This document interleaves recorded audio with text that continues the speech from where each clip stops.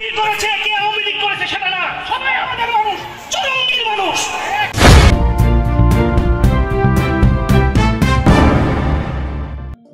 দর্শক, আসসালামু আলাইকুম।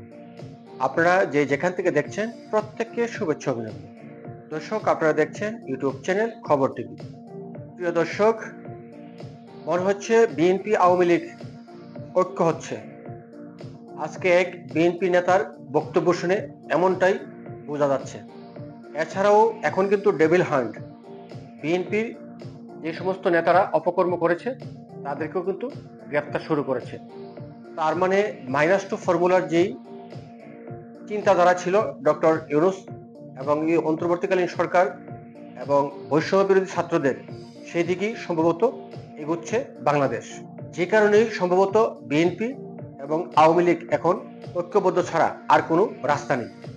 আজকে যে নেতা বক্তব্য দিয়েছেন তিনি বলেছেন কি, যে আওয়ামী লীগ হোক যে কোনো দলের হোক, তাকে গ্রেফতার করা যাবে না।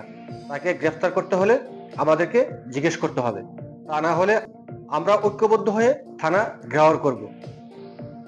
বোঝাই যাচ্ছে আসলে তারা এখন বুঝতে পেরেছে যে ঐক্যর আর কোনো বিকল্প নেই।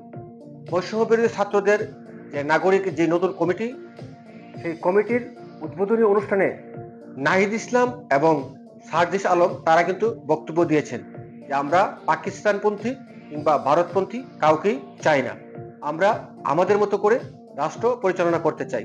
তার মানে হচ্ছে কিন্তু এখানে তিনটি দলকে কিন্তু বোঝাচ্ছে। পাকিস্তানপন্থী হচ্ছে জামায়াত ইসলামী এবং বিএনপির কিছুটা ঘেঁষা ছিল, তারা তো প্রতিনিয়ত ভারত বিদ্বেষ ছিল, আর ভারতের পন্থী তো আওয়ামী লীগ সরাসরি বোঝাই যায়। তো সব মিলিয়ে কিন্তু তারা যে বার্তা দিয়েছেন, সেই বার্তার পরে বোঝা যাচ্ছে যে আসলে তারা এককভাবে বাংলাদেশে ক্ষমতায় যাওয়ার চেষ্টা করছেন। এখন আওয়ামী লীগ বিএনপি তারা যদি ঐক্যবদ্ধ না হয়, তাদের পরিণতি খুব ভয়াবহ হবে। কারণ বিএনপি কখনোই এককভাবে আন্দোলন করে এই সরকার পতন ঘটাতে পারবে না, আর আন্দোলন করতে হলে আওয়ামী লীগকে লাগবেই।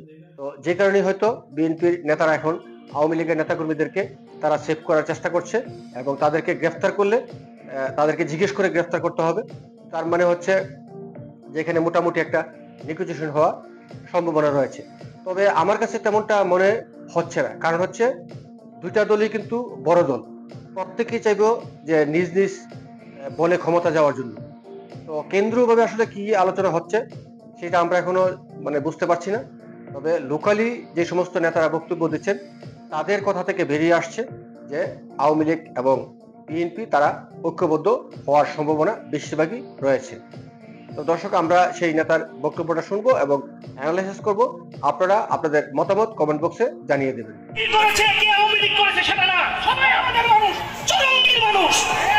এদেরকে পুলিশে অ্যারেস্ট করতে হলে আমাদের কাছে অনুমতি নিয়ে করতে হবে। এর বাইরে যদি একটা মানুষকে গ্রেফতার করা হয়, আমরা থানা ঘেরাও করবো সবাই মিলে। এটা কোন দল করেছে ওটা দেখার বিষয় না। আর একটা বিষয়, আমাদের উপরে কিছু মাসির মা আসে সরঙ্গী কলেজের সভাপতি বানানোর জন্য। আপনি ফোন করেছেন প্রিন্সিপালকে, প্রিন্সিপাল আমাদের নামই দেয় না, আমাদের কাজ করার সুযোগ দেওয়া হচ্ছে না।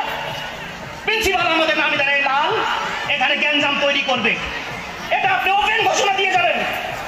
আর একটা কথা, এই সুরঙ্গীর মানুষ আমরা অনেক অন্যায় করেছি, আমরা ছোট ছিলাম,